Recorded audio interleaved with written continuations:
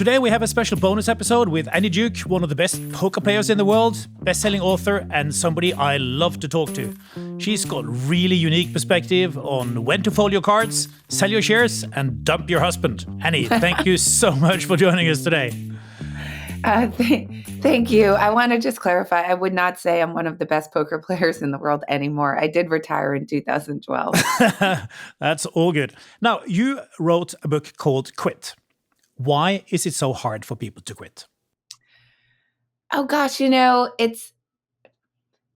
think that the issue with quitting is that there's just a lot of cognitive biases that line up and result in this failure to stop things. So it's hard to pinpoint one thing, right? So we know that we have this kind of cultural bias against quitting where in English, we have like lots of aphorisms like quitters never win and winners never quit.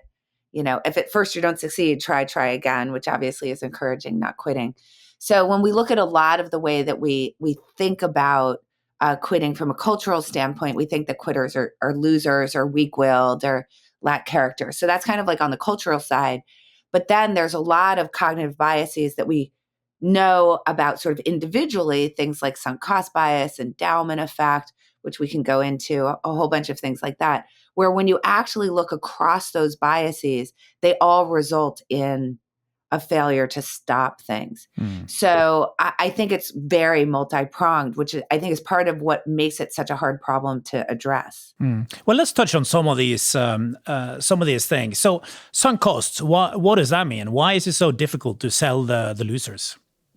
Yeah. So when we're trying to make a decision about whether to continue something, we take into account what we've already spent. In other words, costs that we've already sunk into the project. And that isn't just money. It can be time and attention and effort. So what we'd ideally like to do as humans is when we're approaching something that we're trying to decide whether we're going to continue, we would only continue that thing if we were willing to start it fresh today. So if we applied that to, for example, a stock that we bought, let's say that there's a stock trading at 40 and we've never owned it. And we look at it and we do our analysis on it and we decide that it's not a buy, that we ought not buy it at 40. We'd like to then, if we bought it at 50 and it's now trading at 40, be able to sell it. Because when it's trading at 40, regardless of whether we owned it at 50, what we're really saying is that I wouldn't buy it today. So if I wouldn't buy it today, I should sell it because holding is the same as buying, right? So the problem with the sunk cost fallacy is that we don't do that. And we have that feeling that I think everybody can intuit of, if I sell it, I won't be able to get my money back. If I walk away now, I'll have wasted everything that I put into it. So as an example, if you're in a job that there's no way that you would take today, you won't walk away because you're afraid you'll have wasted everything that you put into it, all the training, all the time, and that kind of thing.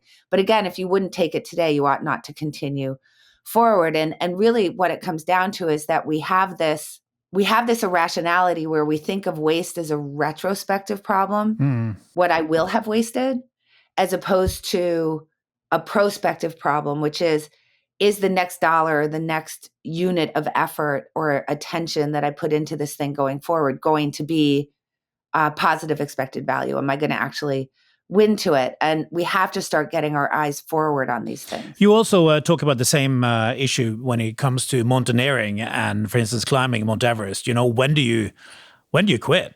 When do you call it a day? When do you give up?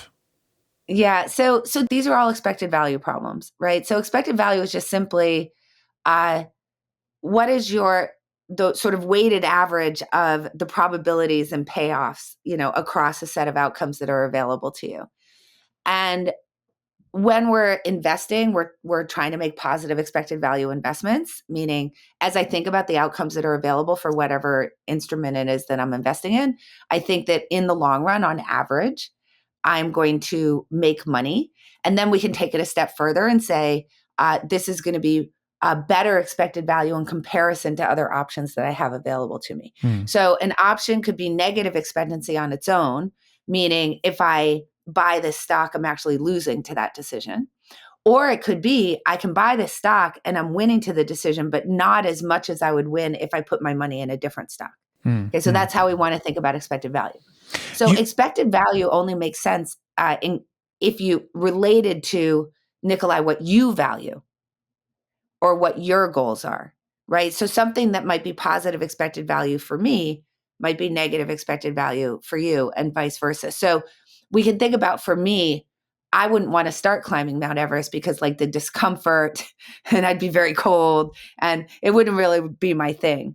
But for you, you may be somebody who really wants to stand on the top of the world and do something that is different than almost any human being has been able to accomplish. I'll tell you one thing, Annie. I can guarantee you I will never stand at the top of Mount Everest.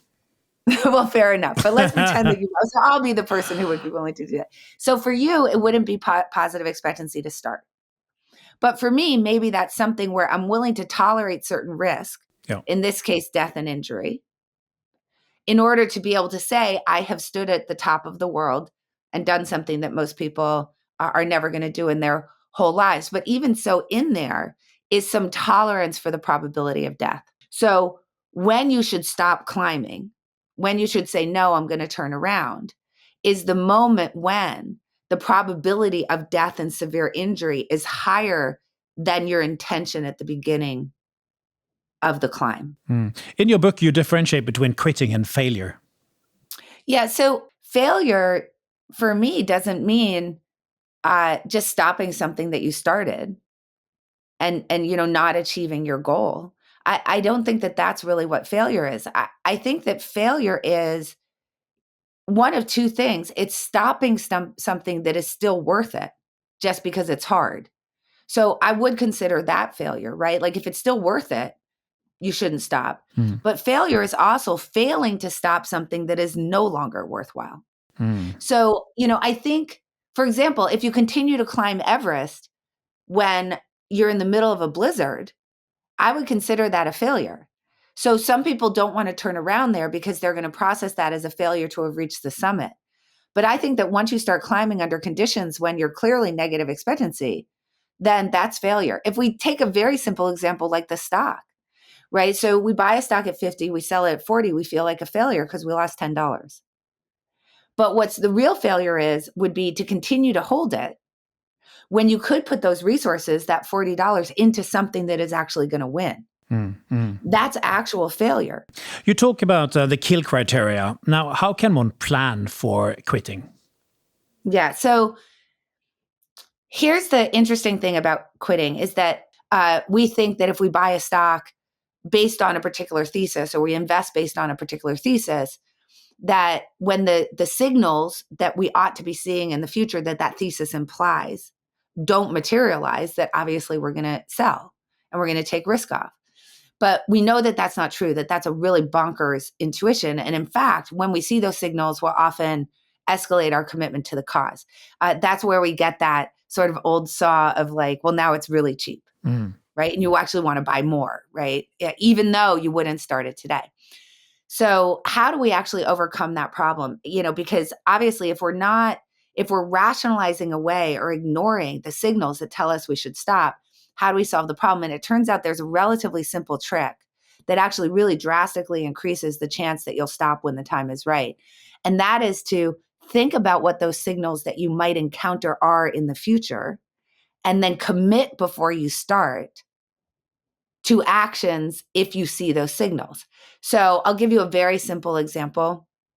Let's just imagine that it's 2021 and you have bought Bitcoin, and your stated reason, your thesis for buying Bitcoin is that you believe will be a good hedge against the market going down.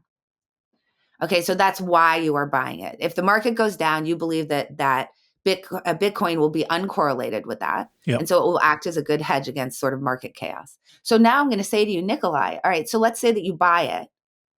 How much of a correlation would you have to see over what time period between the market going down and Bitcoin going down as well?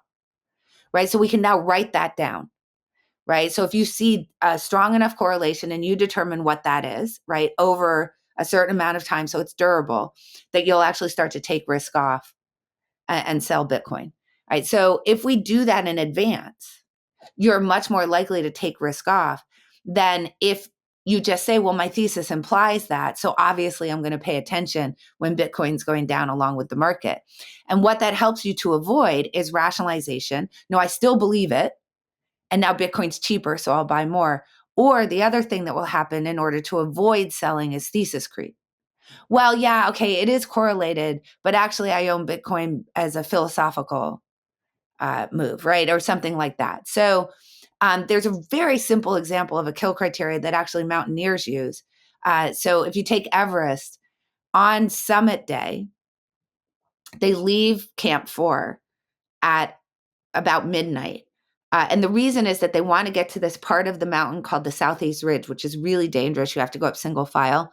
They want to get there in daylight on the way up the mountain, but they also want to get there in time that they can come back down and traverse it again in daylight. All right. So this is kind of a ballet, right? Like they've got to sort of deal with this dance. So they leave at midnight. But what that also means is in order to get back down the Southeast Ridge, you must have reached the summit by 1 p.m. And if you reach the summit past 1 p.m., the probability that you're coming down that Southeast Ridge in darkness is too high. And the Southeast Ridge, again, is very, very dangerous. You don't want to traverse it in darkness. So they actually set on that day a turnaround time of 1 p.m. No matter where you are on the mountain, you have to turn around at 1 p.m. So this is a very good, simple example of a kill criteria that gets people to turn around when they otherwise might not. Now, quitting is one aspect of decision making, but what are the other biases you encounter the most in decision making generally? So I think probably the biggest bias that I see, and actually we just had in America the playoffs with the Detroit Lions, who made some decisions in the fourth quarter that people are really criticizing. And this leads me to probably the biggest bias that I see, which is resulting. So resulting is otherwise known as outcome bias. And it's a bias where you judge the quality of the decision by the quality of the outcome. So the Lions had a couple times where they went for it on fourth down. And I don't know. I actually don't know what the analytics are, whether that was correct for them to do on those tries. But if it was mathematically correct, it was mathematically correct. It doesn't really matter. But none of it worked out. So I think Nate Silver posted that it was going to set fourth down decisions back, a decade, just because it didn't work out. So, one of the famous examples of that actually also comes from American football. In the 2015 Super Bowl, the Seattle Seahawks were on the 1 yard line of the New England Patriots. So they have to move the ball 1 yard. They're 4 points down, meaning they have to score a touchdown in order to go ahead. And there's only 26 seconds left in the whole game. And Pete Carroll decides to throw a pass play in this situation. And the expected play is for them to run the ball, hand it off to the running back, try to get across the goal line. But he chooses a pass play. The pass is intercepted. And people to this day think it was one of the worst calls in Super Bowl history. I'm not going to go into the details of the math, but it's not even close. The choice that he made is the much better choice, like by a lot. So how should we evaluate a decision like that? Well, we should evaluate it by is it the best expected value decision? So in this particular case, we can work the math out, right? Like what's the probability of a touchdown? What's the probability of an interception? What's the probability of an incomplete pass? What's the probability of the run scoring, so on and so forth? Because we have base rates for all that stuff. And we can figure out like which on average is going to get you the best results. But what happens is that the outcome so overshadows, the result of the decision so overshadows our ability to think that through, that none of that really matters when we're evaluating the decision. And we can see that with the Pete Carroll decision. It's intercepted. He loses the game. Everybody says it's the worst, decision in Super Bowl history. But we can do the thought experiment really easily. Well, what if it had been caught for the game-winning touchdown? Obviously, everybody would have said it was an amazing decision. Of course. And as you know, in investing, it's like if you invest in one stock and it loses, it doesn't mean it was a bad decision. If you invest in a well-diversified portfolio over some durable period of time where you continually are performing below beta, now I can say something about your decision-making. right? But I have to have enough data points to be able to do that. And what we do instead is we take one data point, we look at the outcome and say, that was a mistake. What is your perspective on intuition and analysis in decision making? Intuition can be very accurate. Your gut can be very accurate. The problem is it's very hard to know if it's very accurate, and it's very hard to spot errors in your intuition if we don't make what your intuition is intuiting explicit. So basically what I try to get people to do, and when I'm working with clients, is I say, look, you have some model that you're using for making these decisions. I would like to take that model and make it explicit, and then make sure that you're judging your decisions based on that model. This is for big decisions. So let me give you an example. One of the favorite things that venture investors, early stage venture investors like to say, and I'm sure you've heard this, is when you ask them how they make their decisions, they say, I know a good founder when I see one. So what I would say to somebody in that situation is, I can't disagree with you. You may very well know a good founder when you see one. I don't have the data to be able to disagree with you. But what do you mean by good founder? So now I'm going to ask them to be explicit by what they mean by good founder. What is your model of a good founder, right? Is it someone who's gone really deep on the problem? Is it someone who is single-minded? Is it someone who, whatever it is, right? So we're going to write down what are the qualities of somebody, a founder, that makes you put them in the category of good founder. And then I might go beyond that and say, when you think about the investment broadly, what are the things that you're thinking about, right? So they might tell me, well, I want it to be in a good market with no headwinds and growing TAM. I want the product to be something that is going to solve a problem for people, whatever. So we're now going to create a decision rubric, which basically is an explicit representation of what your model of a good investment is. So all I'm doing is taking your belief. I'm not disagreeing with what you think. I'm taking how you model these problems, and I'm making it explicit. Now, what that's going to do is, as you make decisions about investments, it's going to reduce the noise in your investments. It's also going to reduce the bias, because it's going to be hard for you to downplay bad signals or overplay good signals. And then the other thing it's going to do is it's going to help you to up level your team very quickly. Because let's say, Nicolai, that you are actually amazing. Now we've created the model of how you view investments. It's now explicit. We can share that out with the other people on your team who now are going to learn a lot faster how to make great investments. Not only that, we become a data collection machine, because every investment we're actually now writing down explicitly what is Nicolai's point of view on this investment. So now when we get a good or bad result, we can now go back and not fall into the resulting problem, because we can go back and look at what you were thinking at the time. What are the other keys to making group decisions better? The most important part is, when you are collecting people's judgments, you should do so in what we would call a nominal group. So a nominal group is a group of people who are working together, but for the time that they're in a nominal group, they're working independently of each other. So in other words, let's imagine that I create this investment rubric. Okay, so I've got this investment rubric, and I'm going to have you rate on a scale of 1 to 7 how strong the market is. I'm simplifying. How strong the product is, how strong the founder is. I'm going to have you make some forecasts of whatever. Like, you could make a forecast of how many widgets do you believe this company is going to produce in the next 6 months, whatever. So it's whatever you care about in an investment. So you're going to fill that out. I don't want to get your opinion in front of other people. So I'm going to give you that rubric independently of the next person and the next person and the next person.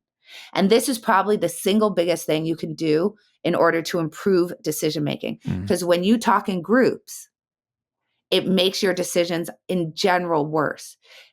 And what I mean by that is not that you discuss other people's opinions in groups. It's that you do the opinion discovery in groups. Because remember, decisions have two parts, right? There are facts, but then there are also your subjective judgments, right? Like, how are you modeling those facts? So you could look at facts about a particular market, and I could look at facts about a particular market, and we could have very different judgments of that market even so.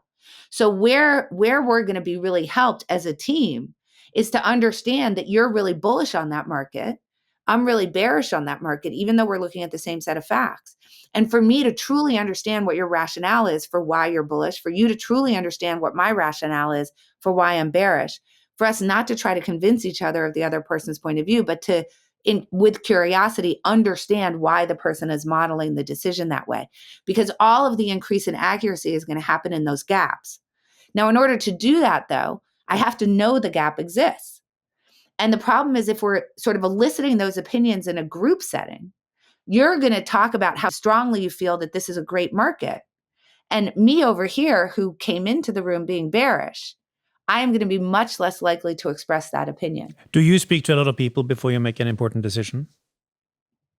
It depends. So if it's a really important decision, yes. Who do you speak to? So, well, I speak to people who I think are going to give me a good point of view. So I speak to my husband. And then I think about who are people that I know who have the right knowledge set to be able to actually give me good advice here. And then here's the key, because remember this idea of I don't want to contaminate anybody, right? I want to know what their true point of view is. When I elicit their advice, I don't tell them what I think. So this is something that I learned in poker. So obviously, if I'm coming to ask you about a hand of poker that I played, I'm asking you about something that has already occurred. So I know what my opinion was because I executed it. My opinion was I should raise or fold or call or whatever. And I also know how the hand turned out, right? So I know both of those things. So if I come and I tell you the whole hand and then ask to rewind to ask you advice, I'm not going to get good advice for a couple of reasons. One is the resulting problem. If you know I lost the hand, you're going to tend to interpret my decisions negatively. If you know I won the hand, you're going to tend to interpret them positively. And the other thing is if you already know what I thought I should do, that's going to now infect your opinion. So the way that I would describe a hand to you is, hey, Nicolai, I have a question about a hand I played. This person was in front of me. They were in first position. They raised. I would tell you things about the way that person played that you needed. Like, were they aggressive? Were they not aggressive? Were they tight? Were they loose? These kinds of things, right? I would tell you how many chips they had. And then I would say, so now I'm in second position. I look down and I have ace queen. And then that's it. I say, what would you do? What are some of the other lessons you learned from poker? So that was a big lesson. But what's interesting in poker is that luck is your worst enemy. So let's say that we're playing chess and I lose at chess to you. This is a game that has very little luck. I can't do anything but sort of say I've got to look back and examine my decisions, because what's the explanation for why I lost, right? And if I won, I should rightly be able to say I should look back because I think I probably made decisions well. But once we add volatility in, it becomes really hard to close a good feedback loop, because what I would see from players all the time, and I certainly had this urge myself, is that when they lost, it was always luck's fault. And when they won, it was always due to their skill. Of course. So one of the reasons why, when I was talking to other people to get their advice, I never told them how it turned out, was because I wanted to make sure I was getting their true opinion. Because I wanted to know, win or lose, did I play the hand well? That's what I was really obsessed with. But it's really hard because it comes to this thing. And this is, I think, the biggest lesson that I learned from poker. And I think that Daniel Kahneman, Nobel laureate, I think he also thinks this is like the biggest urge for humans that really creates a lot of decision error, is that we always want to have a positive self-narrative of our life. And there's a catch-22 in there, which is making great decisions over time and accepting your mistakes over time will, in the end, create the most positive self-narrative. But human beings aren't that way. Human beings want to feel good about themselves now, not some future version of you who you've never even met, now. So what happens when you lose a hand of poker? You feel bad, right? But you feel bad. Maybe I made mistakes. Maybe I'm a bad player. You're not advancing that positive self-image, right, in that moment. And so what do? We say, oh, I got bad luck. So what should we do? What we should do is say, obsessively, let me examine the decisions that I made and try to figure out, win or lose, whether I maximized my expected value. Did I make the best choice every single time? Now, that's hard to do, right? I mean, that's the thing. That's hard to do. But we can think about, like, a 2x2 matrix, right? Where you've got on one side the decision quality, good decision, bad decision. And then you've got the outcome quality, good outcome, bad outcome, right? And if you've got good, that would be an earned reward. If you've got good, bad, that would be bad luck. If you've got bad, good, that would be dumb luck. And if you've got bad, that would be what you deserve, right? All right. So we can think about when we're thinking for ourselves, the way that we interpret the world when luck is an available explanation is everything that we're doing is trying to get back to this idea that we made a good decision. So that means that we interpret the world either as earned reward or as bad luck. This is something called self-serving bias. And boy, if you ever want to see that in play, just go into a casino because that's all you're going to hear. I believe that Bill Gates came to the casino to watch you play. Oh, that's true. Wait, how did you know that? That's so funny. So Bill Gates kind of famously used to play very, very low stakes poker. And when I mean low stakes poker, I mean like $3, $6 poker. So just to give you an idea, if I sat down in a $3, $6 game, I might risk $200. So Bill Gates would come in. And so this was way back in the day. Like the Bellagio casino wasn't even open yet. It was at the Mirage. And I remember I was playing in a game that was kind of low stakes for me. I think I was playing like an 8160 game. And that's just the betting limits is the maximum bet is $160. Well, this person taps me on the shoulder and says, "Do you mind if I sit down behind you and watch you play?" And I'm about to turn around and say, "No, like you're a stranger. Why would I let you watch my play?" And I look up and I see it's Bill Gates. So I was like, "Sure, sit down and watch me play." So it's interesting. He sat down behind me and watched me play. And he mostly asked me about bluffing. Tell me about bluffing. Yeah. So if I'm playing a game where I can play perfectly straightforwardly, then I wouldn't really need to bluff ever. Right. Because I wouldn't really need to take that risk on. And I would only bluff in situations where I knew for a fact that I was well into positive expectancy. In other words, the bluff itself was really earning for me in that moment compared to other options that I could use that capital for.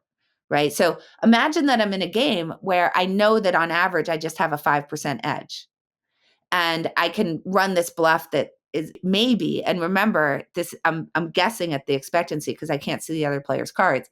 But if I'm in a situation where playing straightforward is going to be a problem because people are going to start to be able to read me and then they're not going to pay off my good hands and that's going to reduce my earn. Now I want to bring bluffing into the equation. And the bluff itself can be 50-50 or slightly less than 50-50. I can actually be slightly negative expectancy on the bluff itself because it will earn me money later. So in other words, Nicolai, if I'm playing with you and you see that every time that I bet big, I have a good hand, at some point, you're only going to call me when you know you have a better one. So that's going to be bad. So I'm not going to get paid because you're only going to call me when I'm beat. So that's bad. But if you see that sometimes when I bluff, I have an 8 and a 3 and nothing particularly good happening, and you see that from me, now when I do have a really good hand, you're going to not know, and you're going to have to start paying what's called paying me off. You're going to have to start calling me with weaker hands. So that's why that bluff is really important. Now, I have played in games with players who are what we would call very tight, meaning that they'll only ever bet when they know they have the best hand. In those types of games, bluffs on their own are very effective. In other words, I'm not even using the bluff for signaling value. I'm using it just because I can push you around. Mm-hmm. Right. And then I can also play against players who are really bad, who pay you off all the time. And against those players, I would never bluff because you're already doing what I'm trying to get the bluff to do. So I would never bluff. And then in the in-between, I'll bluff depending on where I'm sitting in that spectrum. So that was really the discussion that I had with Bill Gates. It was a fun discussion. I've never seen him again since then, but he sat behind me for like an hour. That's good.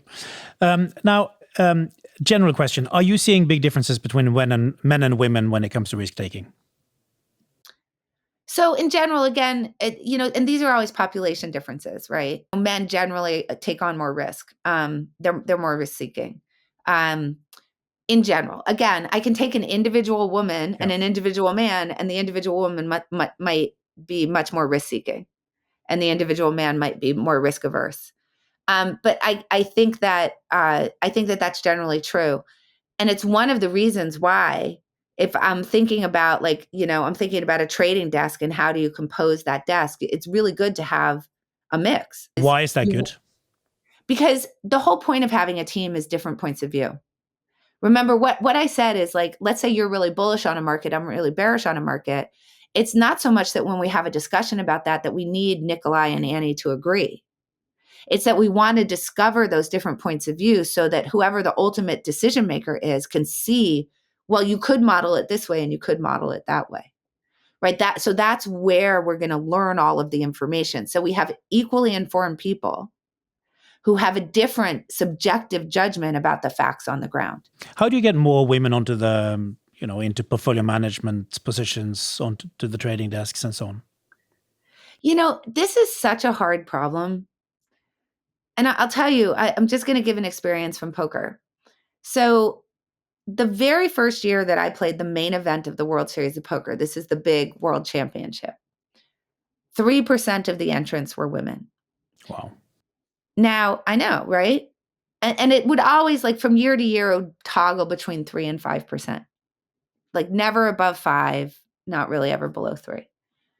So, but this was long before poker was on television. So now poker gets on television, and there's people like me and Vanessa Selps and Liv Bory and Maria Ho and like a variety of women who are representing women and showing that women can do this professionally and being very successful. And in my case, I had 4 children, and I would talk very openly about how poker was actually a pretty good career if you have kids, because you're organizing your day where I was basically a stay-at-home mom. And then when my kids would go to bed, I would go play poker. Right. And so it actually worked out pretty well in terms of my lifestyle. But anyway, we're now repping, right? We're representing women in poker. And at the time I had the intuition, and this is going back to that thing about intuition. How good is intuition? Why you want to make it explicit? I had the intuition that it was more that people didn't know it was something that you could do. Right. It was more that people didn't know it was something that was totally fine for a woman to do. And so now it's been since really 2002, 2003 that women have been featured playing poker. There's been lots of success among women in poker. And last year, in the 2023 main event of the World Series of Poker, the percentage of the field that was women was slightly over 3%.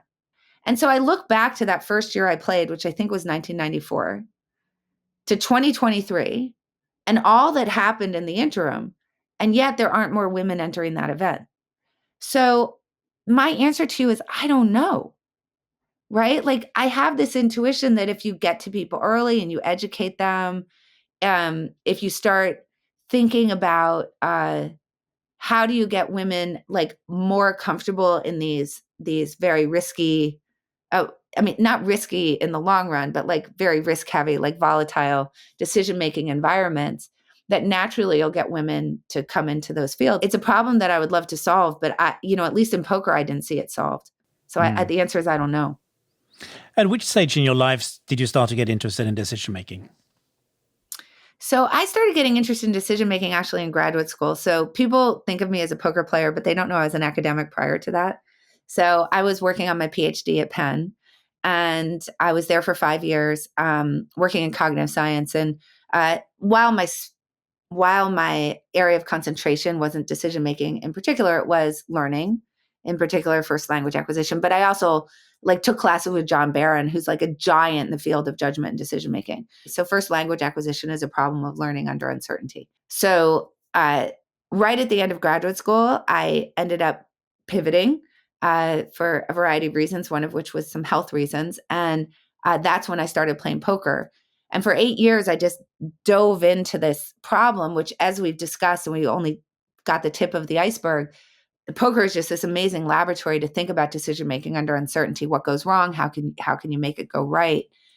And then in 2002, I got asked by a hedge fund to speak to their traders about how poker might inform risk. And what I talked about was how poker and cognitive science informed this idea of risk attitudes in relationship to the path that you've gotten on to your decision. So what I talked about was, if you've been losing, how does that affect your risk attitude? If you've been winning, how does that affect your risk attitude? So it was that moment in 2002 that I really realized that there was this very interesting conversation to be had between cognitive science and poker, where the cognitive science could really inform my thinking about poker and make me a better poker player. And the poker could really inform my thinking about cognitive science and make me a better cognitive scientist. So what I kind of realized was that from the time I really was in college working as an assistant, actually a research assistant to a cognitive science scientist, what I've been really obsessed with is this idea of uncertainty and what that does to the quality of your decisions. And I think because I played poker, I've been obsessed with how do you mitigate those errors, right? It's not enough for me just to identify an error.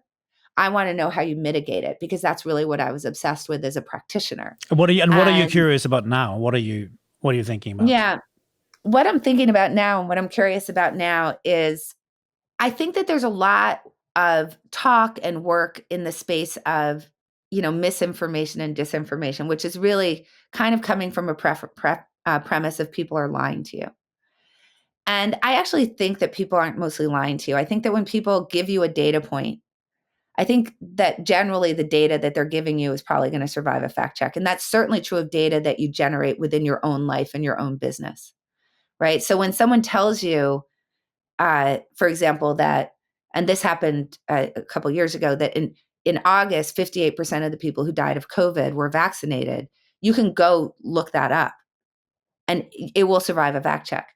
So what I'm obsessed with is, how do you model that fact? In other words, how do you take something that's true and figure out what the truth is? And that takes a checklist of understanding how to model this fact. So if we take this fact of 58% of the people who died of COVID were vaccinated, we have to go through a series of questions. The most important of which is, what percentage of the population is vaccinated? Because otherwise what will happen is, you'll say, oh, vaccinations don't work, because more people died who were vaccinated than were unvaccinated. But once you know that over 80% of the population in that month were vaccinated, now all of a sudden that number looks very different to you. And then you could go beyond that and you could age match. You could say, well, let's compare 70-year-olds to 70-year-olds and so on and so forth. And then it turns out vaccinations in that month were 5 times better. But somebody looking at that, nobody's trying to lie to you, right? They're trying to give you a data point that's going to help you decide. And if you don't understand how to model that, how can you come up with what the truth of the matter is? And I've been super obsessed with that topic recently. Well, that sounds like it's going to be a good book. Now, taking all your experiences as a poker player, as an academic, and having lived a little while, what if you were to translate that into advice to young people? What would it be? All right. So if I were to translate that into advice for young people, look, here's the fact of your life.